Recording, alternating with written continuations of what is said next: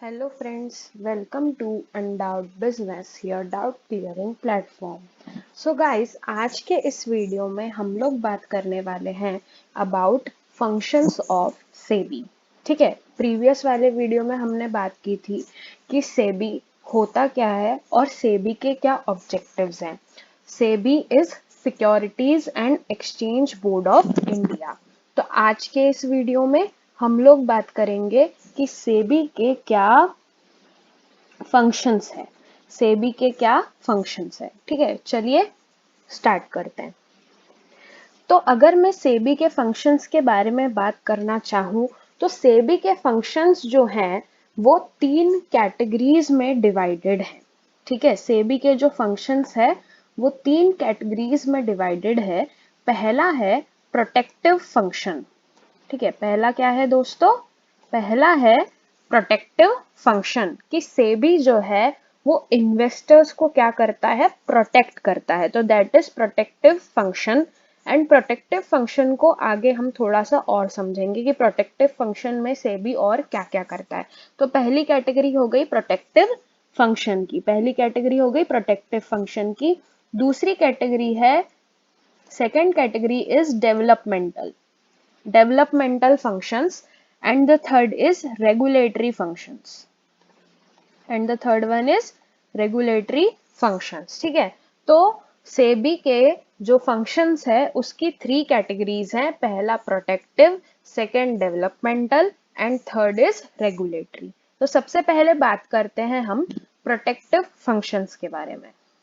देखिए, protective functions of SEBI. तो इसमें क्या करता है सेबी? सेबी क्या करता है?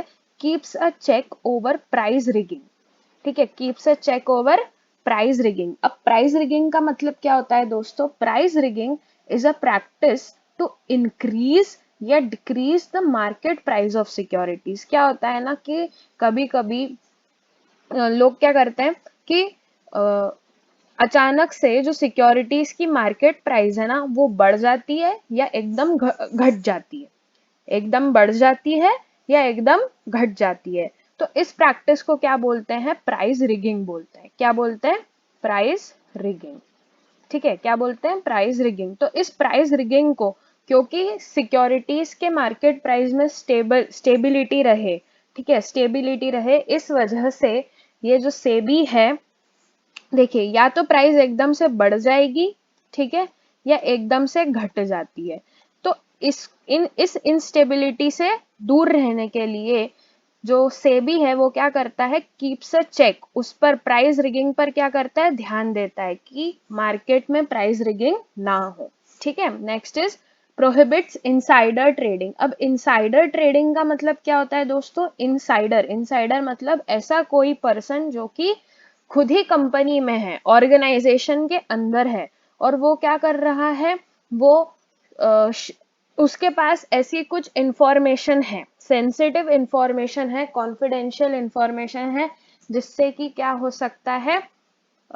एकदम से प्राइस में चेंज आ सकता है. तो इनसाइडर ट्रेडिंग में क्या होता है कि पर्सन जो है वो ऑर्गेनाइजेशन के अंदर रह करके ऐसी कुछ सेंसिटिव इंफॉर्मेशन लीक कर देता है, इनसाइडर ट्रेडिंग कर देता है, जिसके कारण कंपनी को दिक्कत आ सकती है. तो इनसाइडर ट्रेडिंग नहीं होना चाहिए भाई. जिस ऑर्गेनाइजेशन में आप काम कर रहे हो उसके प्रति आप लॉयल रहिए, right? This is the idea behind this कि जिस ऑर्गेनाइजेशन के लिए आप काम कर रहे हो उसके लिए आप लॉयल रहिए, है ना? तो इसीलिए जो सेबी है वो क्या करता है? इनसाइडर ट्रेडिंग को प्रोहिबिट करता है. देखिए, यहाँ पे कौन सा वर्ड यूज हो रहा है दोस्तों? यहाँ पे जो वर्ड यूज हो रहा है वो है प्रोहिबिट. प्रोहिबिट मतलब करना ही नहीं, बिल्कुल भी नहीं. ठीक है, बिल्कुल भी नहीं, प्रोहिबिट करता है.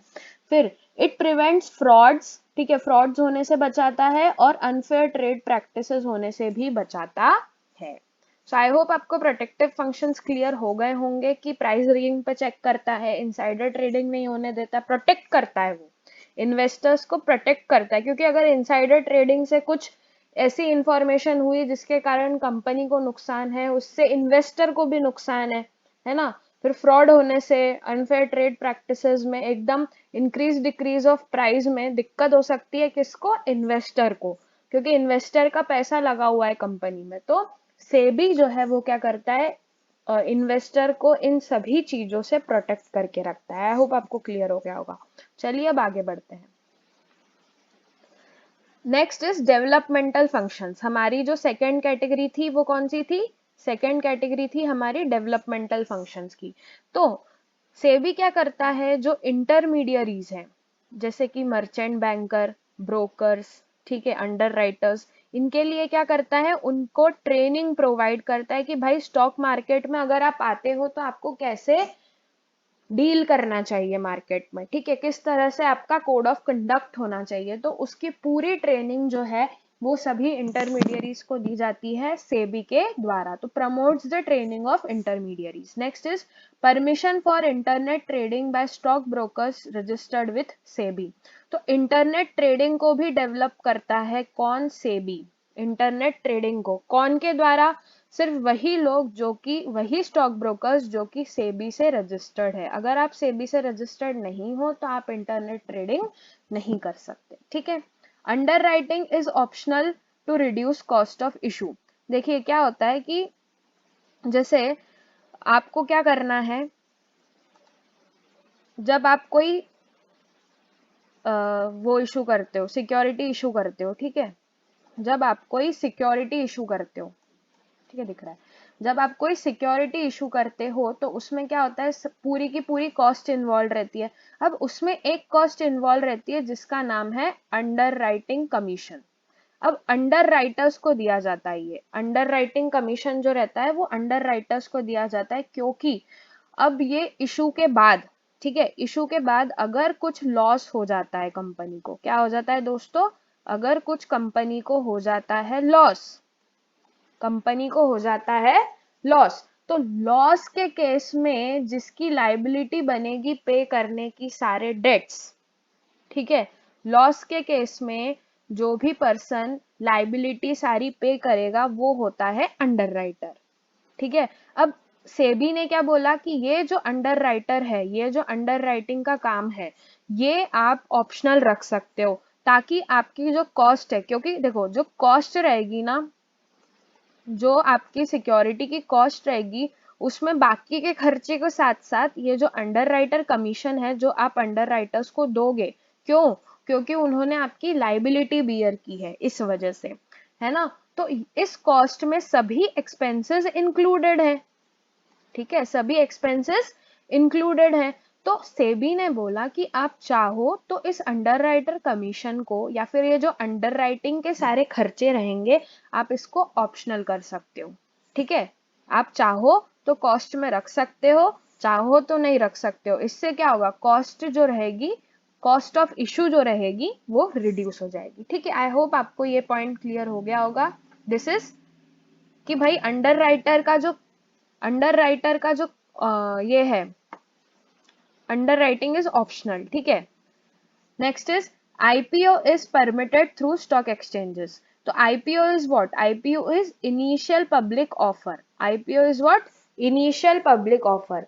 अब स्टॉक एक्सचेंजेस के थ्रू जो कंपनीज है वो शुरुआती दौर पर इनिशियल पब्लिक ऑफर ला सकती है फॉर द पब्लिक। तो ये सारे डेवलपमेंटल ऑप्शंस है कि भाई इंटरनेट ट्रेडिंग को डेवलप करना चाह रहा है, ट्रेनिंग ऑफ इंटरमीडियरीज, ठीक है, जो भी स्टॉक एक्सचेंज में लोग काम करते हैं उनको डेवलप करना चाह रहा है। अंडर राइटर्स आप ऑप्शनल रख रहे हो, आईपीओ को डेवलप करना चाह रहा है। So IPO is permitted through stock exchange. I hope आपको डेवलपमेंटल फंक्शंस भी क्लियर हो गए होंगे। चलिए अब आगे बढ़ते हैं। तो नेक्स्ट इज रेगुलेटरी फंक्शंस। अब जब मैं रेगुलेटरी फंक्शंस की बात कर रही हूँ तो कहीं ना कहीं रेगुलेटरी का मतलब होता है कि भाई इनके एक्टिविटीज को, मतलब स्टॉक एक्सचेंज में जितनी एक्टिविटीज हो रही है उनको रेगुलेट करना है। So framing code of conduct to regulate intermediaries, ठीक है, इंटरमीडियरीज को एक कोड ऑफ कंडक्ट देना है जिससे कि वो सारा उनका जो बिहेवियर है, उनकी जो डीलिंग है स्टॉक एक्सचेंज में वो सही रहे। फिर private placement has become more restrictive. अब प्राइवेट प्लेसमेंट क्या होता है? देखिए प्राइवेट प्लेसमेंट क्या होता है। जब कंपनी, देखिए, जब कंपनी कोई भी इशू लेकर के आती है, ठीक है, जब कंपनी कोई भी इशू लेकर के आती है तो उस इशू में क्या होता है, वो अपने पब्लिक को देती है सारा का सारा इशू, ठीक है, दैट इज पब्लिक इशू। जो भी वो इशू लेकर के आ रही है, जो भी वो सिक्योरिटीज लाना चाह रही है, वो किसको देती है, पब्लिक को देती है। लेकिन प्राइवेट प्लेसमेंट में क्या होता है, अब ये जो इशू आ रहा है ना, ये कुछ सिलेक्टिव लोगों के लिए आता है, ठीक है, ये कुछ सिलेक्टिव लोगों के लिए आता है या सिलेक्टिव ग्रुप ऑफ पर्संस के लिए आता है, ठीक है। ये जो इशू आता है, कंपनी जो सिक्योरिटीज इशू करती है, या तो ये सिलेक्टिव लोगों के लिए आता है या ग्रुप ऑफ पर्संस के लिए आता है। तो it is just the opposite of public issue.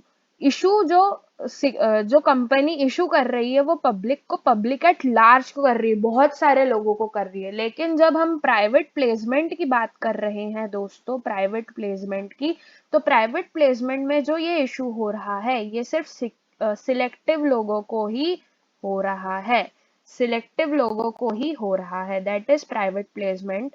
तो सेबी ने क्या किया है, इस प्राइवेट प्लेसमेंट को रेगुलेट किया है, थोड़ा और रिस्ट्रिक्टिव बना दिया है, कुछ ज्यादा रूल्स एंड रेगुलेशंस इस पर लगाए हैं, ठीक है। आई होप आपको प्राइवेट प्लेसमेंट भी क्लियर हो गया होगा। चलिए, सो next point is regulate the activities of all those person associated with stock exchange in any manner। तो intermediaries हैं, investors हैं, उनके अलावा जितने भी दूसरे लोग हैं, investors, intermediaries एंड दूसरे जितने भी लोग कैसे भी तरह से स्टॉक एक्सचेंज से रिलेटेड हैं, तो उन सभी की एक्टिविटीज को रेगुलेट करना किसका काम है, सेबी का काम है। फिर it regulates takeover of companies. आपने सुना होगा ना, एक कंपनी ने दूसरी कंपनी को खरीद लिया, या फिर वो अमलगमेट हो गए, या फिर एक कंपनी ने दूसरी कंपनी को क्या कर लिया, परचेस कर लिया। तो ये सभी जो टेक ओवर्स होते हैं ना दोस्तों, इनको रेगुलेट कौन करता है, कंपनी के टेक ओवर्स को सेबी रेगुलेट करता है, ठीक है। Helps to conduct audit of stock exchanges. अब जैसे बीएससी हो गया, एनएससी हो गया, इन सभी के ऑडिट होंगे, क्योंकि इतनी बड़ी बड़ी डीलिंग्स होती हैं, ठीक है। तो स्टॉक एक्सचेंजेस के ऑडिट को करने के लिए भी ये जो है सेबी हेल्प करता है, या ये सेबी का फंक्शन है कि वो ऑडिट करवाने में मदद करेगा, ठीक है। तो ये सभी है regulatory functions of SEBI. I hope आपको क्लियर हो गए होंगे। चलिए, so thanks for watching my video. अगर वीडियो अच्छी लगी हो तो please like, comment, share and subscribe for more such amazing videos. Thanks for watching.